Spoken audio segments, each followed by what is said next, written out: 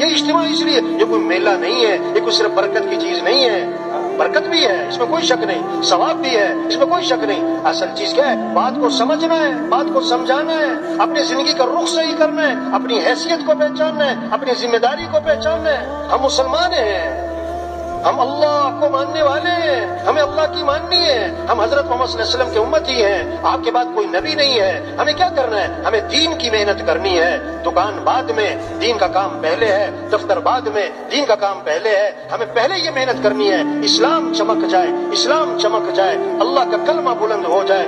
دکانوں کے چمکنے سے مسلمان نہیں چمکے گا، کاروبار کے چمکنے سے مسلمان نہیں چمکے گا، دفتروں کے چمکنے سے مسلمان نہیں چمکے گا، اسلام چمکے گا تو مسلمان بھی چمکے گا۔